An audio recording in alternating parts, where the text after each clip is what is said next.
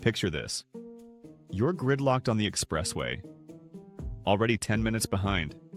Your battery icon is clinging to 2%, and the screen has gone from navigation to mirror, serving you a crystal-clear portrait of spiraling anxiety. Your pulse climbs, your jaw locks, and you feel that familiar surge that turns a traffic jam into an existential crisis. Even though nothing you do will change the number of cars between you and the exit. If that sounds familiar, congratulations. You're a person with a nervous system, not a malfunctioning robot. And the real problem isn't that you feel, it's that no one taught you what to do with those feelings once they show up. Quick note before we go any further. This channel is for entertainment and information only. If you're overwhelmed, stuck, or worried about your mental health, talk to a qualified professional. Like calling a plumber before your ceiling learns how to rain indoors. Emotional regulation isn't a monk-only superpower. It's a learnable skill. Like driving a manual car without crying on hills. Calm people don't have a Zen gene. They have a toolkit.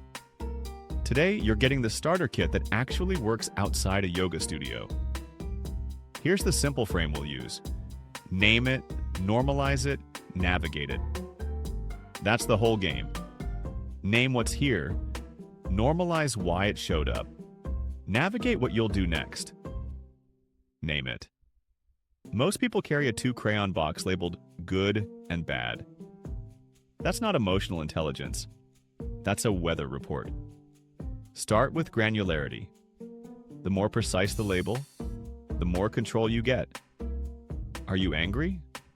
Or is it irritation, resentment, embarrassment, or disappointment wearing an angry hat? Use a 60-second check. Body, thoughts, urge. Body, what's tense, hot, or fluttery? Thoughts, what sentence is looping? Urge, what you feel pulled to do. Send the essay-length text. Slam the door. Ghost humanity. Write 3 words. Tight chest, unfair, argue. Precision shrinks chaos. Normalize it. Your brain isn't broken for sounding alarms. It's protecting something you value. Reputation, time, fairness, autonomy. Try the of course line. Of course I'm tense. I care about being on time and traffic blocks that. Acceptance isn't approval. It's accurate accounting. Also separate emotion versus story. Emotion, I feel anxious. Story, this proves I'm unreliable and doomed. The emotion is data. The story is optional fan fiction. Navigate it. Pick a next move that reduces harm and increases control. Use stop. Simple, not spiritual. Stop what you're doing for a beat. Take 1 slow breath, 4 in, 4 hold, 6 out. Observe body, thoughts, urge like a neutral commentator. Proceed with 1 small action you won't regret in 20 minutes. In traffic, that might be texting a brief ETA when safe, cueing a playlist that calms instead of spikes, and unclenching your jaw like it owes you rent. If your thoughts are catastrophes in costume, use the second true story. First story, this delay ruins everything. Second true story, this delay is inconvenient. And I can still arrive prepared because I already did the hard work yesterday. Both are true. One torches your day, one returns your steering wheel. When in doubt, remove the drama adjective. Swap disaster for delay, humiliation for feedback, always never for often sometimes. Words are volume knobs. Emotions need exits, not explosions. Choose a channel that matches the energy. If the body's loud, move it. Walk the block. Do 10 slow squats. Stretch your jaw and hands like you're wringing water from a towel. If the mind is noisy, write a 90-second brain dump. No poetry, just facts and feelings. Then close the note. Your brain stops resending what it knows is saved. If the heart is crowded, talk to one person who knows the rule. Do you want listening or problem solving? Ask for what you actually need. People aren't mind readers. They're well-intentioned guessers.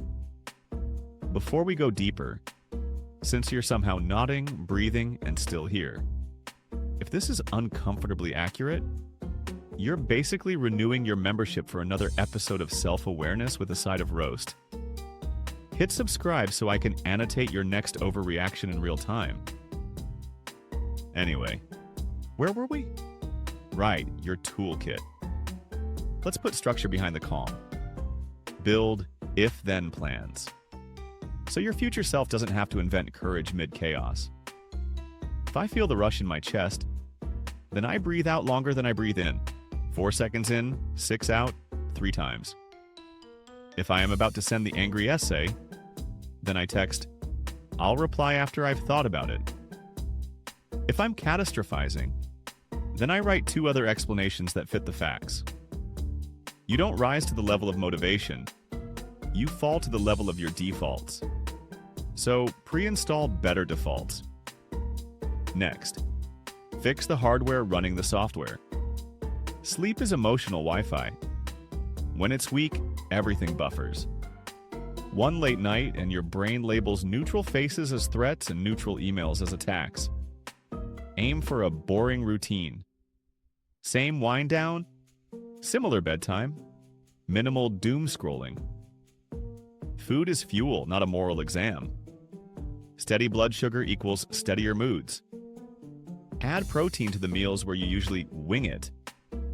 And watch your afternoon patients grow legs. Movement is non-negotiable, but not punishment. Pick the thing you'll actually do. A 20-minute walk, a playlist dance break, 3 sets of stairs. Consistency beats heroics. Relationships are regulation in multiplayer mode. Quality beats quantity. One person who can sit with your feelings without slapping on a silver lining is worth 10 positivity influencers. Set the expectation early. I need ears, not fixes. And be that person back. Emotional generosity is compound interest. When stress swells, think nervous system first. Long exhale, jaw drop. Shoulders down. Name 5 things you can see, 4 you can touch, 3 you can hear. Not because you're broken, but because attention is a spotlight, and anxiety keeps hogging the switch. If your mind sprints into worst-case marathons, give it a micro-task. Count backward by 7s. Recite your coffee order alphabetically. Alphabetize the reasons you'll be okay. Ridiculous?